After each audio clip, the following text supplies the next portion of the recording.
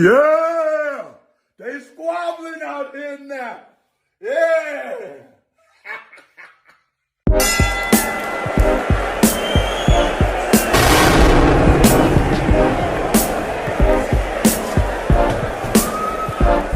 All right, what up, though? All right, let's get in here and talk about Boots. Going to do a little aftermath of his performance and whatnot. Put on a good performance. What was that? Saturday. Want to get a chance for things to soak in and see how people feel and what they were feeling and what they were saying. And now it's time for me to come in with the critical, as always. Even though it's not much to say, critic-wise, as far as the fight goes, not much to say. He put on a excellent performance. Very good. I hear what you guys are saying out there, and trust me, I already know. A lot of people are saying that, hey man, it was a good performance, Bruce, but that's what he's supposed to do to Stanionis.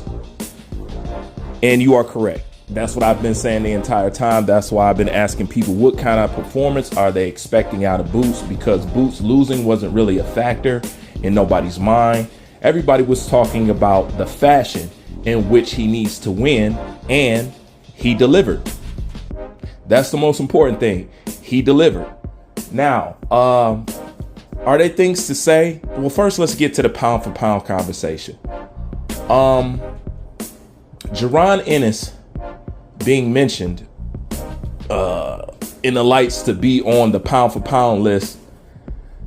In my honest opinion, this is my humble opinion about boxing. I have a different perspective on boxing because I have a different standard in which I want boxers to perform. So mine is always different from the mainstream. He's nowhere near pound for pound fighter.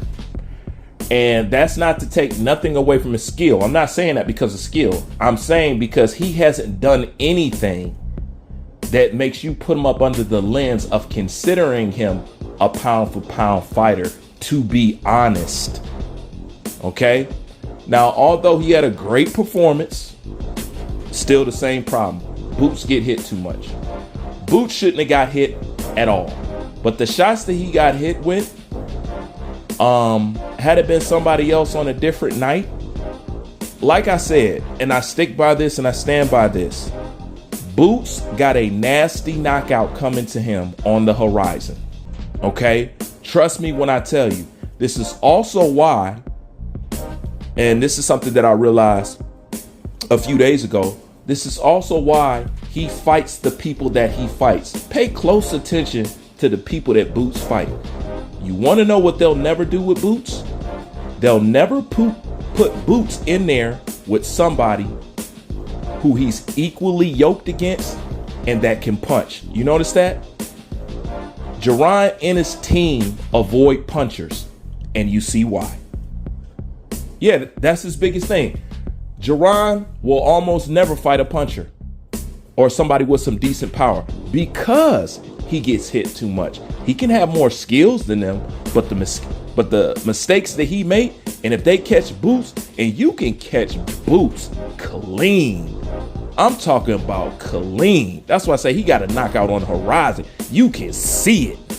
You know what I'm saying? You can catch Boots clean. That's why his team avoid punchers. Now you see why he fights the fighters that he fights. Notice nobody that he fights has punching power. That's not a mistake. Now I see it. And now it's clear to me that what they are saying to me is they can't close those gaps with Boots. I don't know why his defense hasn't tightened up yet. With a performance like that, you shouldn't have got hit. But that just goes to show, you know, what I've been saying.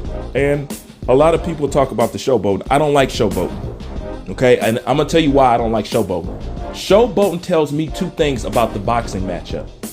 It lets me know that somebody's probably in there with you that's overmatched, or you're hurt and you're losing the fight. Those are the only two signs of showboating to me. You either showboating when you trying to play off being hurt or getting hit, or you're showboating because the opponent is overmatched. You know, you're so much better than them that you can play around like that. That's why I don't like when people play around in the ring. It lets me know that you ain't taking the opponent serious. Therefore, that opponent is nowhere near on your level. Because in a real fight, do you see showboating? Let's be honest. Think of all the great fighters and think of all of the great matchups. When have you seen showboating? And I'm not talking about the Prince. Let's not bring the Prince up in there. You know what I'm saying? That was his whole gimmick. So throw that to the side. In real boxing matches, you don't see playing around. That's the same thing I was saying about Lomachenko. He's walking over there up against the ropes, signaling the fighter to come fight him up against the ropes. That just means you're not in there with somebody that you equally yoked with. You know, so I don't like that. Now, Stanionis, in my opinion, underperformed. But then again, when you really look at it, and at times, this is how you have to analyze boxing, because if not, they pull the mirage over your eyes. Let's be honest about this matchup. Stanionis had one fight in 3 years. His last fight, I believe, was 10 months ago? 11 months ago. And then before that, he ain't fought in 2 years. So when people say he's supposed to go in and do that, you're 100% correct.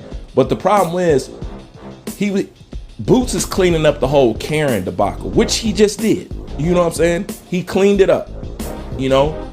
So that's why people had it, you know, toss up in the air, and some even say Stanionis, you know what I'm saying, might win. But he needed to clean that up, and he needed to put on a performance like that because his brand was in question. So he saved his brand for the day. And that was the main goal out of the whole thing. Is it pound for pound? No. Is he pound for pound? No. But if there are people that's out there that want to put him on a pound for pound, given the standard of today's boxing fans and critics, I'm not going to say he don't deserve it, because there's a lot of people mentioning pound for pound that has no business, you know? So if they want to, I ain't got no problem with that. Me personally, nowhere near close. Which brings us to an end. And I will say this. I no longer need to see what Jaron Ennis can do in the ring to figure out what he is. I know what he is right now. Okay? And I want to be the first to say it. The Jaron that you're looking at right now, this is the best he will ever be. He won't get no better than what you see right here. And it should not take anybody to bring something out of him. Okay? It should not take that. If anything, I would say the criticism helped him calibrate and get locked back in and start doing to these type of opponents that he's fighting what he's supposed to be doing. You know, if anything, it tightened him up. See, criticism ain't always a bad thing, you know, but that's what he was supposed to go in there and do. And if he did that there, he should have been able to do at least a better job against Kukashan.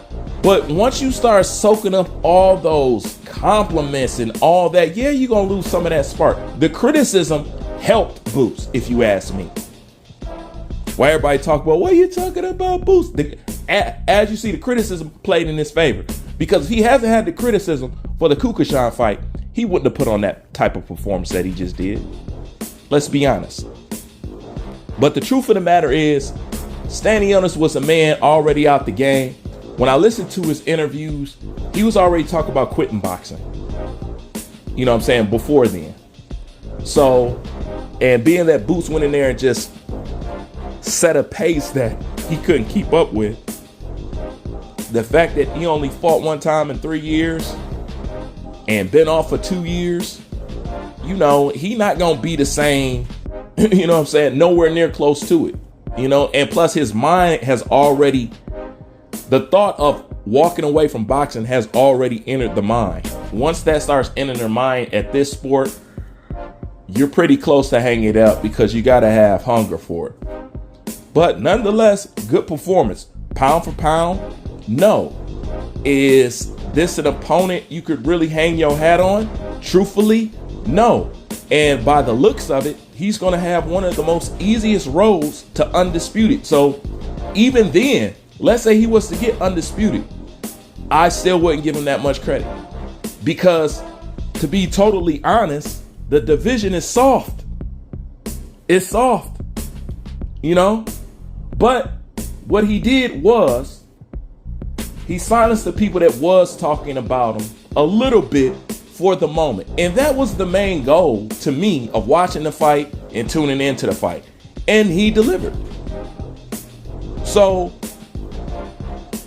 at least he shook the email champ, aura. That's important. Now, the main thing is to see what he does from here. As of right now, Boots is starting with a clean slate with me. Even though he still has all those problems, and I know exactly what he is. What he does next will tell you everything about him. This is why they was reluctant to call anybody out or mention anybody names. I'm going to see if they're going to try to ride off this Stanionis fight more than what they need to. Because Boots need to be in there with somebody that he's half equally yoked with. At least. But pound for pound and all that, come on, stop it. Boots is not an elite fighter. He's an entertaining fighter. I see the same thing in him that I seen in Errol Spence. By the way, Errol Spence is a better fighter than Boots, for those that don't know. But like the limits I seen with Errol Spence, I seen limit with Jaron Ennis. And he's more limited than Spence himself. That's just the truth. But nonetheless, he did what he was supposed to do. So let's see what he do next. Like, comment, subscribe. I'm out.